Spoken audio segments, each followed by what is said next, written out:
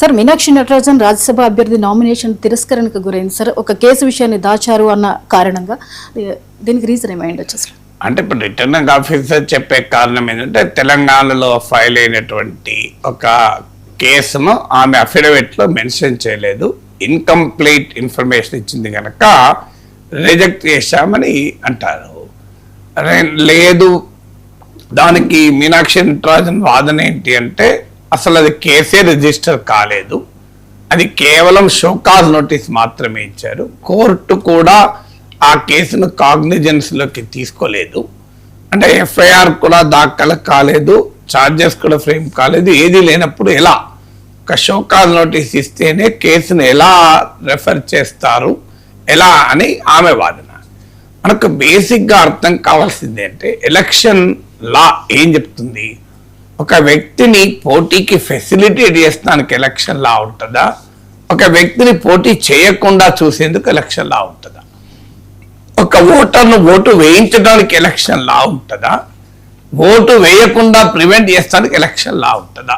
మీరు election laws యొక్క letter and spirit చదవండి. Their laws are to facilitate, not to exclude.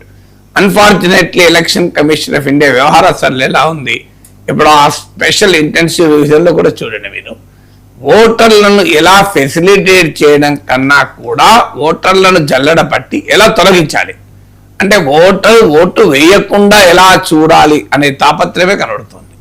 అసలు ఎక్కడన్నా ఉంటుందా అసలు ఈ డెమోక్రసీ ఇది? అసలు ఎలా ఓటు వేయించాలి అనేది ఆలోచించడం లేదు, ఎలా ఓటు వేయకుండా ఆపాలి అని చూస్తుంది ఎలక్షన్ కమిషన్. ఇప్పుడు ఇక కంటెస్ట్ కూడా ఎలా చేయకుండా చేయాలి అని ఓకే ఆమె అఫిడవిట్ దాఖలు చేసింది. స్క్రూటినీలో ఒకవేళ ఇంకో ఈ అంశం వచ్చింది, they can give time.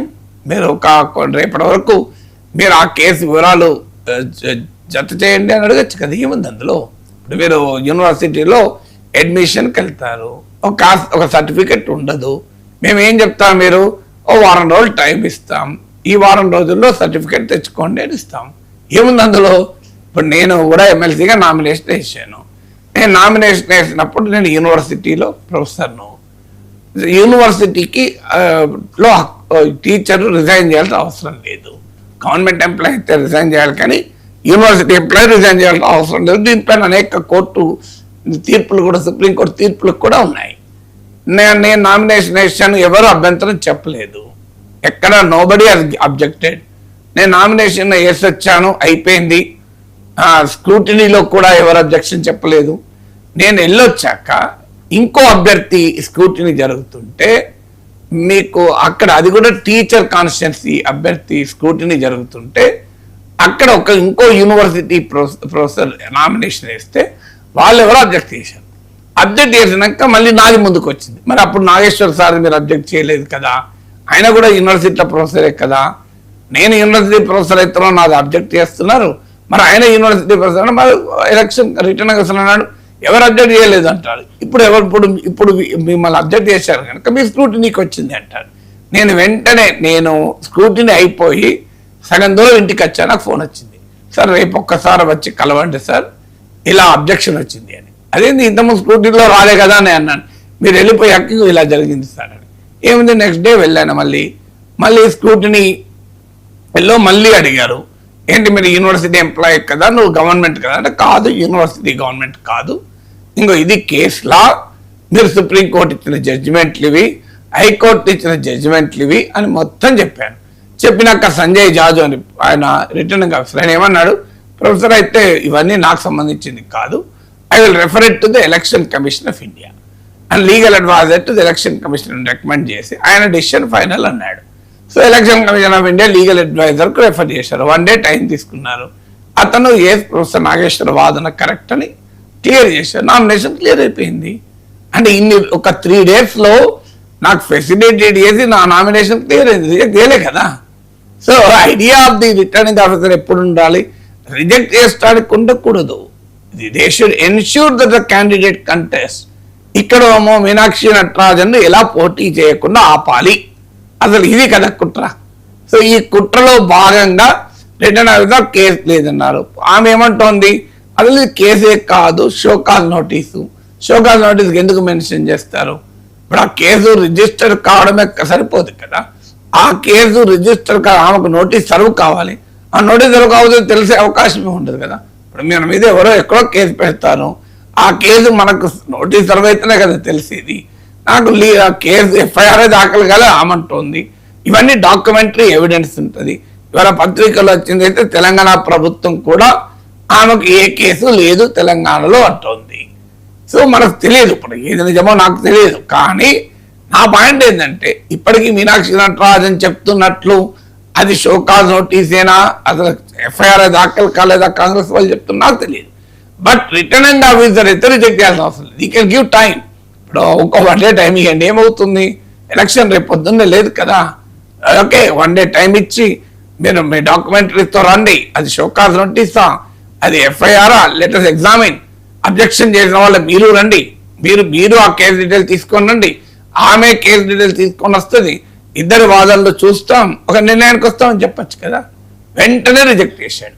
Unfortunately మన ఎలక్షన్ లాలో ఉన్న రూల్ ఏంటంటే ఒక్కసారి ఎలక్షన్ ప్రాసెస్ స్టార్ట్ అయ్యాక రిటర్నింగ్ ఆఫీసర్ నిర్ణయమే ఫైనల్ అవుతుంది. తర్వాత నువ్వు కేసు పెట్టుకోవచ్చు, ఎలక్షన్ పిటిషన్ వేసుకోవచ్చు. ఇప్పుడైతే ఏం చేయలేని పరిస్థితి వచ్చింది. సో ఇలా అన్యాయంగా మీనాక్షి నటరాజన్కి అవకాశం ఇవ్వకపోవడం ఏంటో నాకు అర్థం కాదు. ఇది ఇక దీనికి పూర్వరంగం కూడా చూద్దాం.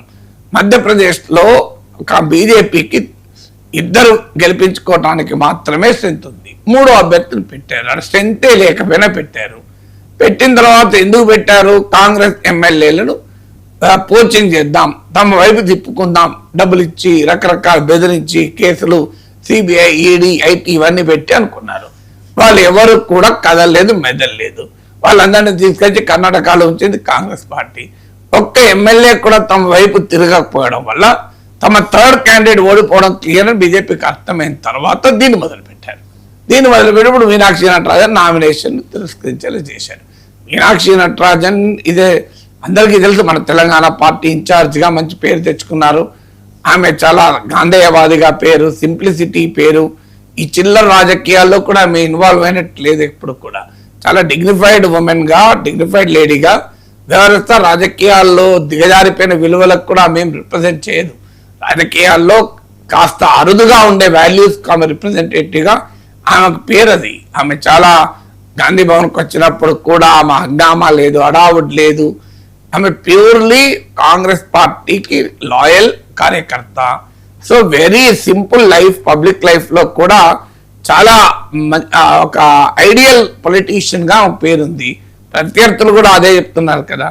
అలాంటి నాయకురాల్ని పోటీ చేయకుండా అడ్డుకోవడానికి కుట్రలు కుతంత్రాలు పంపితే ఇప్పుడు అందుకే ఓట్ చోరీపై సీట్ చోరీ అయిపోయింది అంటున్నారు. ఇలా simple thing, returning officer 1 day time ఇచ్చి క్లారిఫై చేయడానికి అవకాశం ఇస్తే ఈ సమస్య ఉండేది కాదు కదా. ఆగమేఘాల మీరు రిటైర్ చేయాల్సిన అవసరం ఏంటి?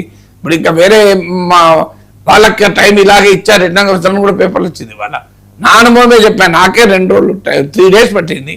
నా నామినేషన్ అది వెంటనే రిజెక్ట్ కాదు, ఎవరో చెప్పుడుతోనే 3 days టైం తీసుకొని లాస్ట్కు నాదే వాదన కరెక్ట్ అని చెప్పాను. That is how the scrutiny procedure is. So దానికి ఇంత అన్యాయం చేసి అసలు నామినేషన్ రిజెక్ట్ చేయాల్సిన అవసరం ఏంది?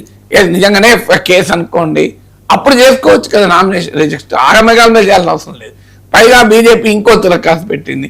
ఇది మాకు తెలంగాణ కాంగ్రెస్ వాళ్ళే ఇచ్చారు, తెలంగాణ కాంగ్రెస్లో ఉన్న కుమ్మలాట్ల వల్లనే మా దాకా వచ్చింది, తెలంగాణ కాంగ్రెస్ వాళ్ళు ఇచ్చారా, తెలంగాణ బీజేపీ వాళ్ళు ఇచ్చారా తర్వాత సంగతి.